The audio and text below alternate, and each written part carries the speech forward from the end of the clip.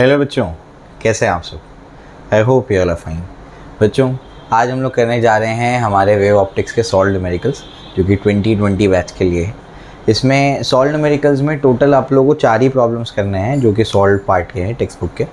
क्योंकि इसके अलावा जो प्रॉब्लम्स आपको दिए गए हैं वो आपके सिलेबस से रिड्यूस है, तो आपके एग्ज़ाम में नहीं आएंगे। 2020 जो 20 और 21 का जो बैच है, तो आप लोगों को कौन कौन से करने हैं 7.2, 7.3, 7.4, 7.5 या 3, 4, 5, 6 ऐसा है, 3, 4, 5, 6 है।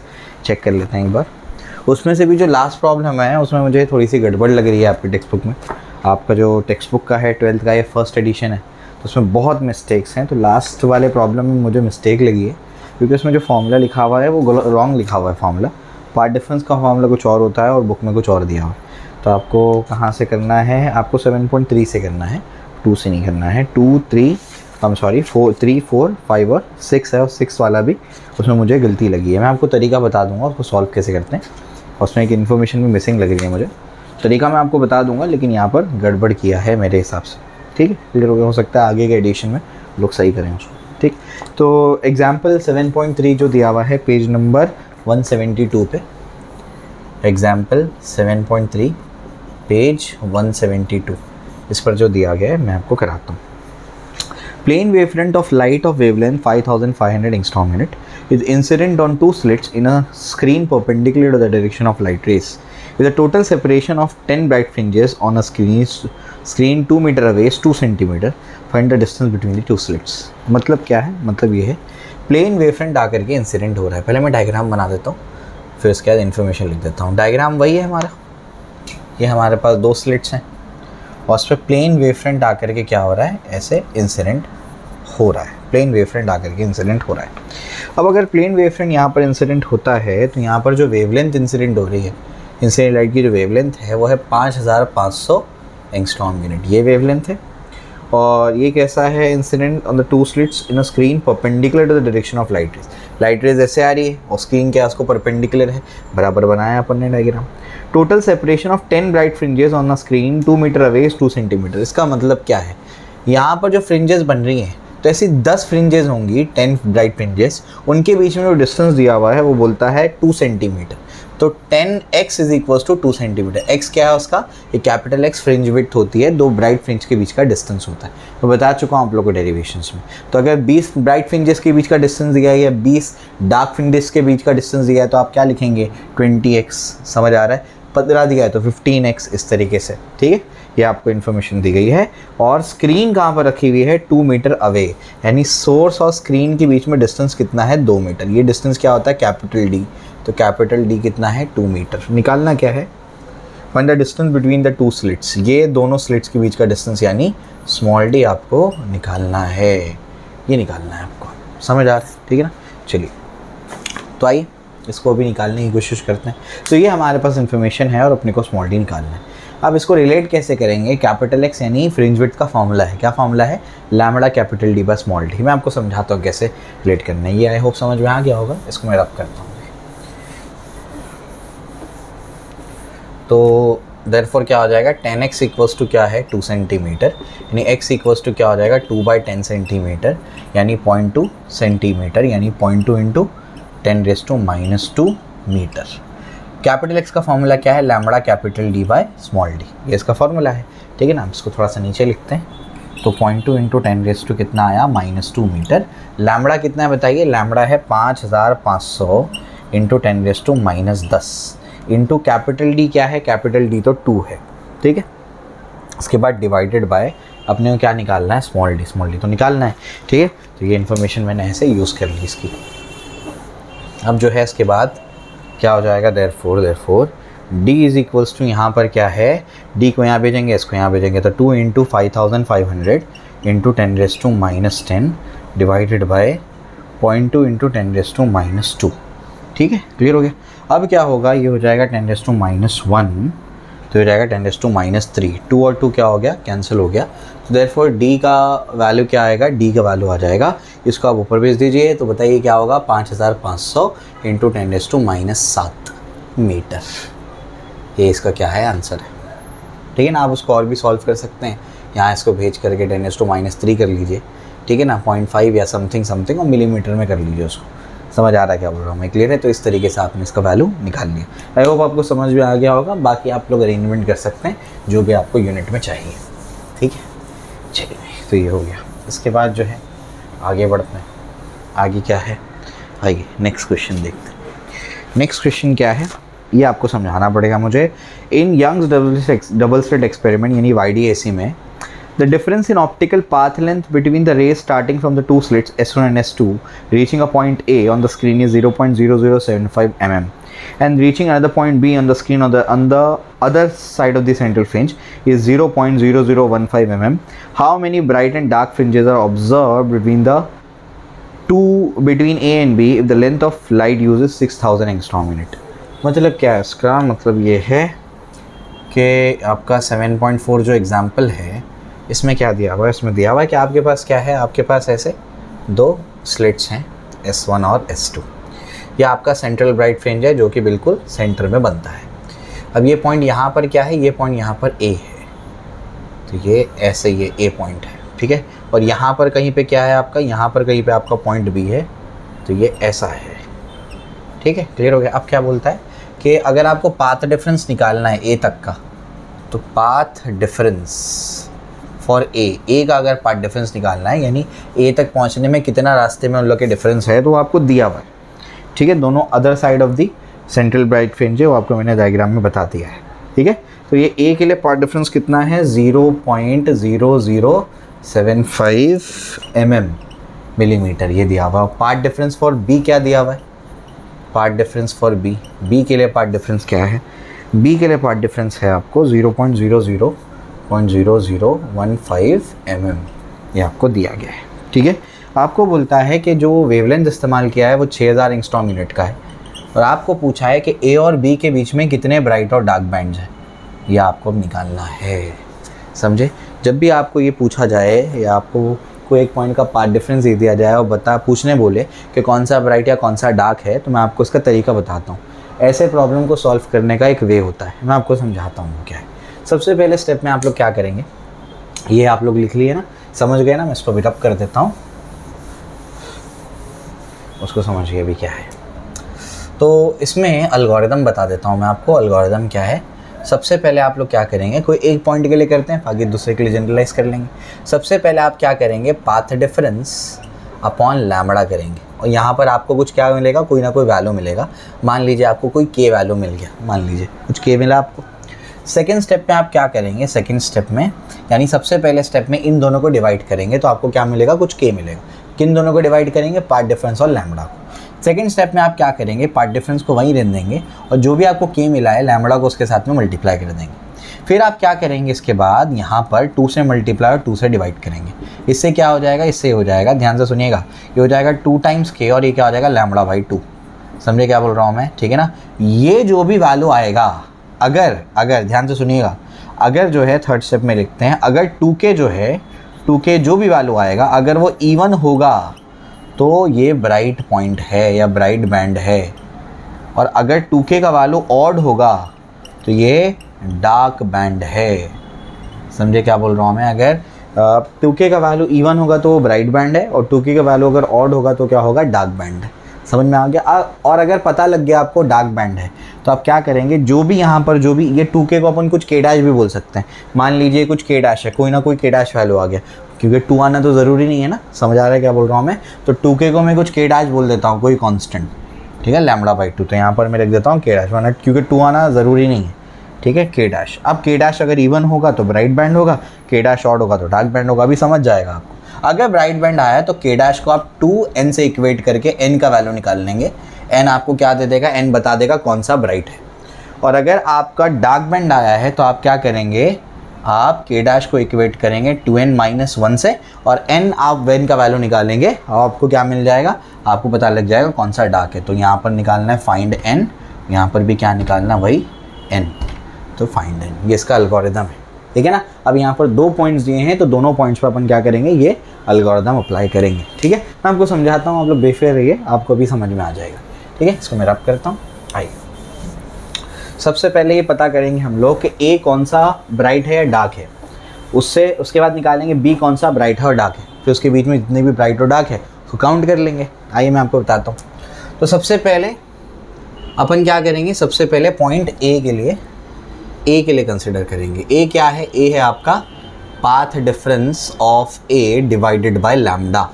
ए का पाथ डिफरेंस, ए कितना है 0.0075 इंटू 10⁻³ डिवाइडेड बाय लैम्डा कितना है 6 इंटू 10⁻⁷। आई होप आपको समझा होगा। एंगस्ट्रॉम यूनिट को लिख सकते हैं 10⁻10 मीटर, और फिर उसको क्या कर दिया मैंने, यहाँ पर डेसिमल को शिफ्ट किया तो 10⁻7 मीटर हो।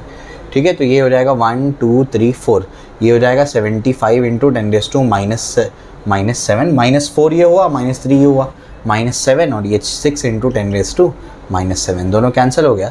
तो बचेगा क्या 75/6। 75/6 क्या होता है, 75/6 को डिवाइड करेंगे अगर, तो बताइए क्या होगा। यहाँ पर हो जाएगा आपका 3 2 = 6, फिर 3 2 = 6, 3 5 क्या होगा 15, मतलब 25/2 यानी आएगा 12.5। तो path difference of a divided by lambda क्या है 12.5। लैम्डा को यहाँ मल्टीप्लाई किया मैंने, उधर भेज दिया लैम्डा को, सेकंड स्टेप में ये था। फिर 2 से मल्टीप्लाई 2 से डिवाइड करूँगा तो बताओ क्या होगा, 2 से इसको मल्टीप्लाई करूँगा तो 12.5 इंटू 2 25 इंटू क्या हो जाएगा λ/2, समझे। और अगर 25 इंटू λ/2 हो गया, और 25 क्या है बताइए, मैंने क्या बताया था λ/2 के साथ में जो मल्टीप्लाइड होगा वो देखने का इवन है ऑड है। 25 तो ऑड है मतलब ए पॉइंट पे क्या बन रहा होगा, आपको डायग्राम बताया ना मैंने। तो ए पॉइंट पे क्या बन रहा होगा, ए पॉइंट पे आपका बन रहा होगा डार्क बैंड। तो ए पॉइंट पे क्या बन रहा है आपका डार्क बैंड, ठीक है ना। तो इसका मतलब ये हुआ देयरफॉर पार्ट डिफरेंस ऑफ ए अपने को ये मिला है ना। तो अपन यहाँ से कंक्लूड करेंगे this implies a is a dark band. A क्या है, डार्क बैंड है। अब निकालना है कि ए कौन सा डार्क बैंड है, तो आइए मैं आपको समझाता हूँ। ए डार्क बैंड निकालने के लिए क्या करेंगे, जो भी यहाँ पर वैल्यू है 25 = 2n-1 से इक्वेट कर देंगे इसको यहाँ भेजिए। तो ये कितना हो जाएगा 26 = 2n, n = क्या होगा 26/2, यानी n कितना हो जाएगा 13। यानी बेसिकली यहाँ से क्या समझ में आया, a is 13th dark band. A क्या है 13th डार्क बैंड, समझ आया, क्लियर हो गया। अब इसी तरीके से क्या करेंगे अपन, बी के लिए निकालेंगे। आई होप आपको ये समझ में आया होगा। इसको मैं रफ करता हूँ अभी। अब बी के लिए कैलकुलेट करते हैं। याद रखिएगा कि ए क्या मेरा 13th डार्क मिला हम लोग को। चलिए आइए, अब क्या लिखेंगे, फॉर बी लिखेंगे। यहाँ पर भी आ जाएगा बी, कितना पार्ट डिफरेंस है 0.0015 into 10⁻³ divide by lambda 6 into 10⁻7। Clear हो जाता है, ठीक है ना। बचेगा आपके पास 15/6 इंटू 10⁻, माइनस यहाँ पर भी 7, यहाँ पर भी 7, दोनों कैंसिल हो जाएंगे। बचेगा क्या, ये बचेगा आपके पास 3 2 = 6, 3 5 = 15, यानी 2.5 आंसर है इसका। तो देयरफॉर क्या हो जाएगा, देयरफॉर हो जाएगा path difference of b = 2.5 lambda. ये हो जाएगा। अब मैं 2 से मल्टीप्लाई 2 से डिवाइड करूँगा तो क्या हो जाएगा 5 λ/2 हो जाएगा। अब ये जो आपका 5 आ रहा है, ये 5 क्या है, ये भी ऑड है। इसका मतलब क्या, b एक डार्क बैंड है, यही समझ में आया। This implies b is a dark band. और अगर b एक डार्क बैंड है तो आप लोग क्या करेंगे, पता करेंगे कौन सा डार्क है। तो 5 = क्या लिखेंगे 2n-1, n का वैल्यू कैलकुलेट करेंगे। 5 + 1 कितना हो जाएगा 6 = 2n, तो 2 1 = 2 3 = n = क्या आ जाएगा 3 आ जाएगा। समझ में आता है, वो थर्ड डार्क है। This implies b is third dark band on the other side of the central bright fringe. अब मैं आपको इसका मतलब समझाता हूँ। आइए, हमको अभी असल मुद्दे पे चलना है जो कि यहाँ पर पूछा गया है। यहाँ पर पूछा क्या गया है, आइए मैं आपको समझाता हूँ। पूछा क्या गया है, पूछा गया है कि ए और बी के बीच में कितने ब्राइट और डार्क बैंड्स हैं। तो ये अपना सेटअप है। यहाँ पर अपने पास स्लिट है, ये ऐसे जा कर के ये S1 है, ये S2 है, ये पॉइंट A है, ये पॉइंट यहाँ पर क्या है B है, ये आपका क्या है सेंट्रल ब्राइट है। ये कौन सा है 13th डार्क है, कौन सा है 13th डार्क, और ये कौन सा है आपका थर्ड डार्क, ठीक है ना। ये 13th डार्क है और ये कौन सा है आपका थर्ड डार्क, ठीक है। अब इसको अभी अपन क्या करेंगे, चेक करेंगे कौन सा ब्राइट है कौन सा डार्क है। ये आपका सेंट्रल ब्राइट है। सेंट्रल ब्राइट के जस्ट ऊपर वाला क्या होगा, इसको मैंने बोला था इसको 0th ब्राइट मानना है, यही कन्वेंशन है हमारा। इसके बिल्कुल ऊपर क्या होगा फर्स्ट डार्क, फिर क्या होगा सेकंड डार्क, फिर क्या होगा बताइए फर्स्ट डार्क हो गया, फर्स्ट डार्क के बिल्कुल ऊपर क्या होगा फर्स्ट ब्राइट होगा, फिर क्या होगा सेकंड डार्क होगा, फिर क्या होगा सेकंड ब्राइट होगा। समझ आ रहा है। तो अगर यहाँ पर फर्स्ट डार्क है उसके ऊपर फर्स्ट ब्राइट है, तो 13 डार्क के ऊपर क्या होगा 13 डार्क के ऊपर 14th ब्राइट, यहाँ पर क्या होगा 13th ब्राइट होगा, समझ में आ गया। उसके बिल्कुल नीचे क्या होगा, 12th ब्राइट होगा। तो ए और बी पे जो बैंड्स है उसको हम लोग एक्सक्लूड अगर कर देंगे, क्योंकि टेक्स्ट बुक में वैसे किया है, तो 13th डार्क के नीचे क्या है, ये 12 ब्राइट हो गए, 12 होगा, 12वां ब्राइट, 11वां ब्राइट, 10वां ब्राइट, तो यहाँ पर 12 ब्राइट हो गए। और साथ ही साथ में क्या हो गया, सेंट्रल ब्राइट हो गया। ऐसा कितना हो गया, 13। ऐसे यहाँ पर कितने हो गए, 13 ब्राइट हो गए। उसके बाद यहाँ पर क्या है, सेंट्रल ब्राइट, तो क्या होगा, फर्स्ट डार्क, फिर फर्स्ट ब्राइट, फिर सेकंड डार्क, फिर second bright and so on, फिर थर्ड डार्क। ऐसा है। तो यहाँ पर ऊपर 13 ब्राइट और नीचे कितने ब्राइट है, देखो 1 ब्राइट 2 ब्राइट, मतलब टोटल मिला करके 2 ब्राइट। समझ आ रहा है क्या बोल रहा हूँ मैं, क्लियर है कैसे हुआ। ये 13 डार्क के बिल्कुल नीचे क्या है, 12 ब्राइट प्लस सेंट्रल ब्राइट, तो टोटल कितने हो गए, 13 ब्राइट। और सेंट्रल ब्राइट के नीचे 2 ब्राइट, तो टोटल मिला करके 2 और ब्राइट, तो 15 ब्राइट बैंड हो गए। समझ में आ गया। याद रखना है डार्क की काउंटिंग में ए और बी को एक्सक्लूड करना है, क्योंकि टेक्स्ट बुक वैसे ही कर रही है। ठीक है, चलिए भाई अब जो है आगे बढ़ते हैं। आगे क्या, आप डार्क निकालना है। कितने डार्क आएंगे बताइए, कितने डार्क आएंगे। यहाँ पर कितना है, 13 डार्क को एक्सक्लूड कर देंगे, तो कितने डार्क होने वाले हैं। यहाँ पर 12वां ब्राइट है, तो उसके नीचे क्या होगा बताइए, उसके नीचे 12वां डार्क होगा। समझ में आ रहा है क्या बोल रहा हूँ मैं, क्लियर है। तो टोटल मिला करके यहाँ पर 12 डार्क हो जाएंगे, क्योंकि सेंट्रल ब्राइट तो आएगा नहीं। 12 डार्क हो गए ये वाले साइड पे, प्लस यहाँ पर कितने डार्क हो गए, 1 2 डार्क यहाँ पर हो गए, तो 2 डार्क यहाँ पर हो गए, तो टोटल 14 डार्क हो गए। समझ आया, क्लियर हुआ। तो आई होप आपको समझ में आया होगा। अगर नहीं समझ में आया तो खुद से काउंटिंग करिए, खुद से काउंटिंग करने पे ज़्यादा क्लैरिटी आएगी। ये तो मैंने आपको समझा दिया है कि कैसे आपको करना है। सेंट्रल ब्राइट, उसके भी ऊपर फर्स्ट डार्क, फिर फर्स्ट ब्राइट, ऐसे करते करते कहाँ तक जाना है, 13 डार्क। डार्क की काउंटिंग के टाइम पर ये डार्क और ये डार्क को छोड़ देना है। ए पे कौन सा डार्क है, 13वां डार्क, बी पे कौन सा डार्क है, तीसरा डार्क, दोनों को छोड़ देना है। उनके बीच में कितने डार्क है वो काउंट करेंगे, तो 14 डार्क आएगा। ठीक, आई होप आपको समझ में आ गया होगा ये।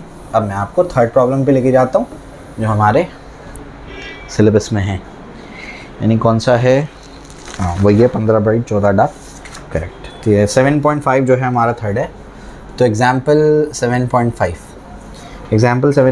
क्या है, an isosceles prism of refracting angle 179 degree and refractive index 1.5 is used as a biprism by keeping it 10 cm away from a slit. The edge of the biprism being parallel to the slit is illuminated by a light of wavelength 500 nanometer and the screen is 90 cm away from the biprism. Calculate the location of the center of 20th dark band and path difference at this location. दो चीज़ें निकालनी है। Question काफ़ी बड़ा है और बहुत सारी चीज़ें करनी है। प्रॉब्लम इतना आसान मत समझो, इसमें ऐसे स्टेप्स लेने जो आपने कभी नहीं किए और जनरली आप नहीं लेते हैं वैसे स्टेप्स। ठीक है, मैं डायग्राम बना देता हूँ पहले, इसमें क्या क्या इन्फॉर्मेशन दी है वो भी बताता हूँ मैं आपको। बताया था मैंने कि यहाँ पर वर्चुअल सोर्स ऐसे आते हैं, इसको मैं रब कर देता हूँ। यहाँ पर आते हैं वर्चुअल सोर्स, ये ऐसे मैं बना देता हूँ पूरा, ये ऐसे, ये इधर, ये ऐसे, ये ऐसे, यहाँ सोर्स 1, ये सोर्स आपका क्या है 2। ठीक है, क्लियर हो गया। सोर्स 1 और सोर्स 2 के बीच में डिस्टेंस कितना है, ये है आपका स्मॉल डी। तो यहाँ से सेंटर से देखा जाए तो ये डिस्टेंस कितना हो जाएगा, d/2, और ये भी डिस्टेंस कितना हो जाएगा, d/2। और अगर यहाँ से इसको ज्वाइन किया जाए तो ये डिस्टेंस क्या हो जाएगा, ये d/2 का आधा है, तो ये क्या हो जाएगा, d/4। ठीक है ना। उसके बाद ध्यान रखिएगा, ये पूरा एंगल में डेल्टा मानता हूँ, तो ये वाला एंगल क्या हो जाएगा, डेल्टा/2 हो जाएगा। ठीक है, क्लियर हो गया, इसको ध्यान रखना। और ये ऐसे, और ये ऐसे आया और फिर ऐसे बेंड हो गया।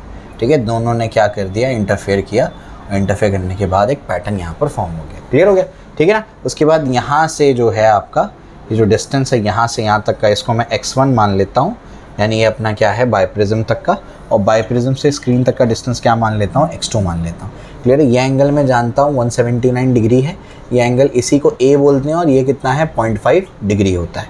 ये भी वही a है और ये कितना है 0.5 डिग्री। तो ये इसका डायग्राम है। ये ट्राइंगल ध्यान रखिएगा, ठीक है ना। इसमें अगर ये x1 है तो ये पूरा इतना क्या होने वाला है, ये भी x1 होने वाला है। तो अगर आप ट्राइंगल को गौर से देखेंगे तो ट्राइंगल में ये एंगल क्या है आपका, है डेल्टा/2, ये आपका x1 और ये आपका ये आपका d/4 और ये आपका क्या है x1 है। क्लियर हो गया। इस तरीके से चीज़ें आपको यहाँ पर दी गई हैं। अब जो है आगे बढ़ते हैं अपन। आगे क्या अपने को क्या करना है, अपने को निकालना है कि 20th डार्क का डिस्टेंस क्या है सेंट्रल ब्राइट से। सेंट्रल ब्राइट से यहाँ पर कुछ डार्क बन रहे होंगे, तो 20th डार्क का डिस्टेंस क्या है ये आपको निकालना है, और वही पॉइंट पर पाथ डिफरेंस भी निकालना है, क्योंकि जो वेव्स यहाँ पर पहुँच रही हैं उनका पाथ डिफरेंस कितना है। अब वो कैसे निकालेंगे मैं आपको समझाता हूँ। यहाँ पर क्या क्या इन्फॉर्मेशन दी गई है अब वो लिख लेते हैं। ये सबसे पहले डायग्राम था। ट्राइंगल का ध्यान रखिएगा, बोर्ड पे जगह कम है तो मैं इसको रब करूँगा अभी, ठीक है। तो यहाँ पर एंगल्स के बारे में दे दिया गया है और बाइप्रिज्म रिफ्रैक्टिव इंडेक्स बच्चों कितना है 1.5 और आगे क्या है उसके बाद बोलता है, हाँ उसके बाद सोर्स से बाइप्रिज्म 10 सेंटीमीटर पे रखा हुआ है, ये 10 सेंटीमीटर है, ठीक है। और सोर्स से आपका बाइप्रिज्म और स्क्रीन के बीच में डिस्टेंस कितना है 90 सेंटीमीटर, यानी ये x2 कितना है 90 सेंटीमीटर यहाँ से यहाँ तक, और x1 कितना है 10 सेंटीमीटर वहाँ से वहाँ तक, ठीक है। क्लियर हो गया, ये आपको बता दिया मैंने। इसके बाद आपको क्या करना है और इन्फॉर्मेशन क्या है, x1 10 सेंटीमीटर, x2 कितना है 90 सेंटीमीटर। कैपिटल D कितना होगा, वो होता है सोर्स से स्क्रीन तक का डिस्टेंस, तो x1 प्लस x2 होगा। तो x1 प्लस x2 बताइए कितना होगा, 10 सेंटीमीटर प्लस 90 सेंटीमीटर कितना होगा, वो हो जाएगा 100 सेंटीमीटर मतलब 1 मीटर। तो कैपिटल D इज़ 1 मीटर, ये अपने पास आ गया, ठीक है। उसके बाद अपने को क्या निकालना है, 20th डार्क का लोकेशन निकालना है, वहाँ पर पार्ट डिफरेंस भी निकालना है। आइए मैं आपको समझाता हूँ कैसे करते हैं इसको। तो मैं अब इसको रब कर देता हूँ, ट्राइंगल का ध्यान रखिएगा, ठीक है। इस तरीके से ये वर्क कर रहा है। ये ट्राइंगल क्यों बनाना पड़ रहा है अभी आपको समझेगा। 20th डार्क की अपने को पोजीशन निकालनी है। डिस्टेंस ऑफ डार्क का फॉर्मूला क्या है बच्चों, होता है 2n-1 लैम्बडा कैपिटल D/2D, ठीक। अब यहाँ पर जो है लैम्बडा के बारे में इंफॉर्मेशन है क्या, लैम्बडा के बारे में इंफॉर्मेशन है, कितना दिया वो अपने को दिया हुआ है लैम्बडा, हाँ 500 नैनोमीटर। लैम्बडा कितना दिया हुआ है 500 नैनोमीटर, ये भी लिख देता हूँ 500 नैनोमीटर, ये अपने को दिया हुआ है लैम्बडा, ठीक है। लैम्बडा अपने पास है, कैपिटल D अपने पास है, 2 और 2 तो कांस्टेंट है, D अपने पास, D को अपने को नहीं, D नहीं पता अपने को, और अपने को डिस्टेंस निकालना है, D भी नहीं पता डिस्टेंस भी निकालना है। एक इक्वेशन 2 अननोन, बड़ी नाइंसाफ़ी है। तो क्या करना पड़ेगा अपने को, ये निकालने के लिए पहले ये निकालना पड़ेगा। n तो अपने को पता है कि 20वें डार्क का निकालना है, तो n की जगह पर 20 आ जाएगा। यहाँ पर बोला है कि 20th डार्क की बात करो, ठीक है। ये उसकी कंडीशन है। ये क्या है, अगर आपके पास कहीं पैटर्न बन रहा है तो सेंट्रल ब्राइट से ये क्या होगा 20th डार्क होगा, तो सेंट्रल ब्राइट से 20th डार्क का डिस्टेंस कितना होगा, ये डिस्टेंस होगा उसका, ऐसे निकालते हैं वो डिस्टेंस। ये आपका x20D है, 20th डार्क है, ठीक है। क्लियर हो गया। अब यही आपको निकालना, और यहाँ से जो आपका जो सोर्सेज हैं, तो यहाँ से ऐसे जो है इनमें पाथ डिफरेंस कितना है वो आपको निकालना है, ठीक है। क्लियर हो गया। चलिए आइए तो इसको समझते हैं, आइए देखते हैं कैसे करेंगे इसको। तो सबसे पहले D निकालना पड़ेगा। D कैसे निकालेंगे, ये अपने को पता है ये D/4 है। अगर ये जो ट्राइंगल है, फॉर्मूला लिख करके रख दो, वो ट्राइंगल की अगर बात करें, वहाँ पर अगर मैं tan डेल्टा/2 निकालता हूँ, तो tan थीटा क्या होता है, अपोजिट अपॉन एडजेसेंट, यानी क्या हो जाएगा D/4 अपॉन क्या हो जाएगा, x1 हो जाएगा। एक चीज़ मुझे पता है कि डेल्टा काफ़ी छोटा है, तो डेल्टा/2 तो और छोटा होगा। और जब क्या होता है tan थीटा, जब थीटा बहुत स्मॉल होता है तो tan थीटा थीटा के इक्वल होता है, ठीक है ना। तो यहाँ पर भी वही होने वाला है, ये बहुत छोटा है, तो देयरफॉर क्या हो जाएगा, tan डेल्टा/2 जो है डेल्टा/2 के इक्वल हो जाएगा, तो डेल्टा/2 इज इक्वल टू क्या हो जाएगा, D/4 हो जाएगा, ठीक है ना, अपॉन x1। x1 यहाँ आ गया 2 1 जा 2 2 जा, तो बताइए क्या होगा, D का वैल्यू क्या होगा, D का वैल्यू होगा 2 डेल्टा अपॉन के इंटू डेल्टा इंटू x1 हो जाएगा। क्या हो जाएगा, हो जाएगा 2 डेल्टा x1, D क्या हो जाएगा 2 डेल्टा और x1 हो जाएगा, ये अपने D का वैल्यू हो जाएगा। समझ में आ रहा है, ठीक है, क्लियर हो गया। आगे बढ़ते हैं, आगे क्या है, अब जो है अपन नेक्स्ट पार्ट को देखते हैं। तो यहाँ पर जो है अपने को D निकालने के लिए डेल्टा का वैल्यू चाहिए, x1 का वैल्यू चाहिए।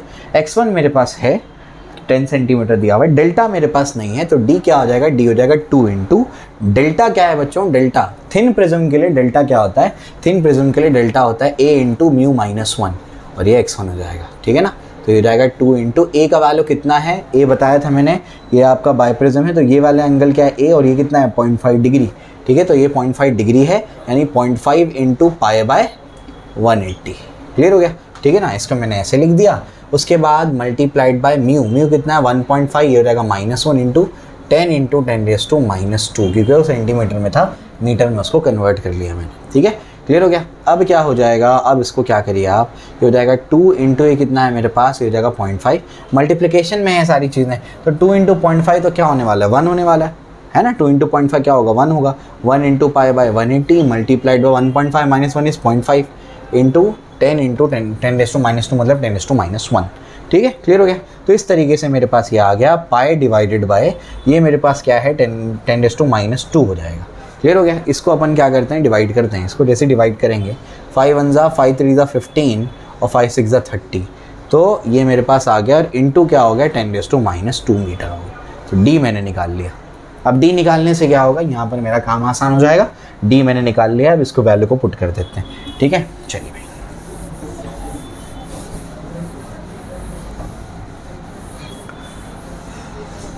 देखिए नाउ अब अपने को x20th डार्क निकालना है, तो n की जगह पर क्या आएगा बताइए, n की जगह पर आ जाएगा 20। तो 2 × 20 मतलब 40 - 1 कितना हो जाएगा 39। लैम्बडा कितना है 500 × 10⁻⁹ क्योंकि नैनोमीटर में है। d तो कैपिटल D 1 मीटर है। 2 × ये कितना आया π/36 × 10⁻²। क्लियर हो गया। तो हो जाएगा 39 × 5 × 10⁻⁷ divided by 2 × pi into 10⁻² into 36। समझ में आया, ये ऊपर जाएगा तो +2 और ये डिनोमिनेटर का डिनोमिनेटर क्या होता है, न्यूमरेटर से मल्टीप्लाई होता है। ठीक है, क्लियर हो गया। अब इसको सॉल्व करेंगे। कैसे सॉल्व करेंगे, 2 1 ज़ा 2 18 ज़ा, ये मुझे समझ में आ रहा है। 18 5 कितना होता है 90 होता है। ठीक है, 8 5 40 90, हाँ बराबर 90 10⁻⁻5 और ये कितना हो गया पाई। ठीक है, क्लियर हो गया। अब इसको क्या करना है, इन दोनों को मल्टीप्लाई कर लो। 39 × 9 कर लो, 9 9 ज़ा 81, 9 3 ज़ा 27, 27 + 8 = 35। ठीक है, हाँ 35। तो कितना हो जाएगा 351 इंटू